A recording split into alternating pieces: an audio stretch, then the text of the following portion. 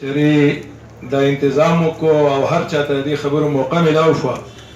په ضلعي کونسل کې تقریبا تمام ممبران د خپل علاقو د دې ضلعي مسایل وایي، خو ډېر مسایل داسې چې د هغوی د ذهن نه اوټي او هغه زمونږ کشرانو او زمونږ نورو نوجوانانو وویل. سر څنګه چې د کټ ګاډو مسله وشوه ملګري بیان کړه، نو دا ډېره اهم ایشوز ده او په دې باندې د ضلعي عوامو ته یو تشویش دی.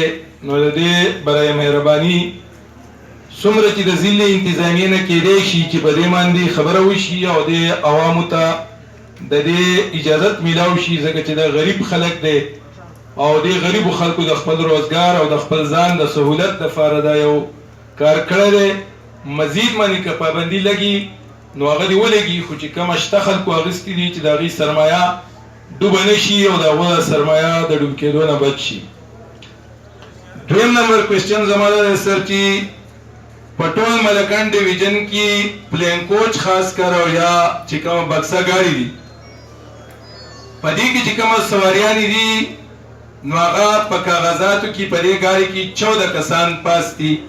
د ټریفک والا بهي ترانسپورټ خلک په دې کې موجود دي، خو د بدقسمتۍ نه زمونږ د تیمرګري اډې نه یا د پېښور نه چې کوم ګاډي راځي نو په دې کې 18 کسان هغې کېنئ او د دې بار بار موږ نشاندهي وکړه، خو هېڅوک د دې دا په عوامو باندې د عوامو سره ریلیټډ خبره ده، هغې باندې یو لوی بوج دی په دې کې زنانۍ او هغه چې د پېښور نه یا د دې ځای نه پېښور ته ځي نو هغې ډېر زیات په مشکل او په تکلیف کې ځي.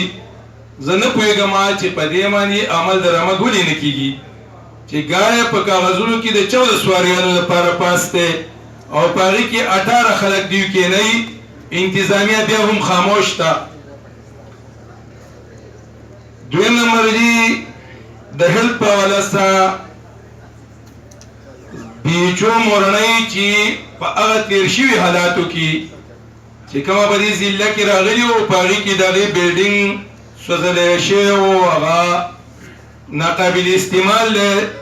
هغه بلډینګ تر اوسه پورې دوباره تعمیر نه کړی شو، لہذا زما درخواست دا دی چې بي ایچ او مورنۍ چې د هغې بلډینګ غورځولی شوی هم دی او سوځولی شوی هم دی د هغې دې دوباره د تعمیراتو څه بندوبست وشي.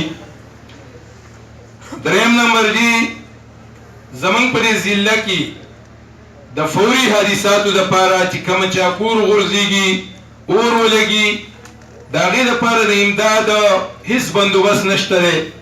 زیات نه زیات یې سیب یو ټاټ ورکوي او هغې دپاره چې کومه پراسس دی هغه ډېر لینتي پراسس دی او هغه لینتي پراسس نه پس هم هغه چاته ریلیف نه میلاویږي. د لاجبوک کې یو کور وغورځېد او په هغې کې 2 ماشومان یوه زنانه هغې کې وفات شوه. د هغې دپاره په میاشتو ما منډې ووهلې، خو تر اوسه پورې د ډي سي صاحب د آفس نه هغه فایل ونه وتو. په هغې کې 6 محکمې هم شاملې دي. په هغې کې خو زه ډېر په افسوس سوی یم چې هغه چاته هغه کور ته صرف د الخدمت فاونډیشن د طرف نه ریلیف میلاو شو او د ضلعې د بل سرکاري هېڅ ادارې د طرف نه هغې ته ریلیف میلاو نه شو. دا کیس پرونه بل ورستلی دی، پېښور ته تللی دی، ما استولی دی، تا تصویر هم پکې لګېدلی و، تا تصویر هم پکې و، دا استولی شوی دی. ټیک شو جی، ټیک شو، مهرباني. بل دا دی چې لاجبوک یونین کونسل او حیاسری یونین کونسل د تحصیل بلامبټ یونین کونسل دي. د بدقسمتۍ نه د دې ټول تګ راتګ او د دې تعلق د تیمرګري سره دی، د بلامبټ سره دی، خو د دې نیمه حصه د حیاسری یونین کونسل او نیمه حصه د لاجبوک یونین کونسل دا د لا قلعه تحصیل سره ریلیټډ شوي ده او هغې سره شامل شوي ده. د دې عوامو ته انتهایی تکلیف دی، مصیبت دی. هلته د ضمانت دپاره هم هلته خلک هغې ته نه میلاویږي، هلته د هغې نور مختلف مشکلات راځي. د هغې ټول تعلق د تیمرګري او د بلامبټ سره دی او بلامبټ ځان له د یو لوی تحصیل حیثیت لري. لہذا زما درخواست دا دی کې د حیاسری ناظم هم او ما هم مشترکه قراردادم د ډسټرکټ کونسل نه پاس کړی دی. زمونږ درخواست دا دی چې دا د لاجبوک یونین کونسل نیمه حصه او د حیا سیری یونین کونسل نیمه حصه دا دي د تحصیلي بنامبر څخه شامل کړی شي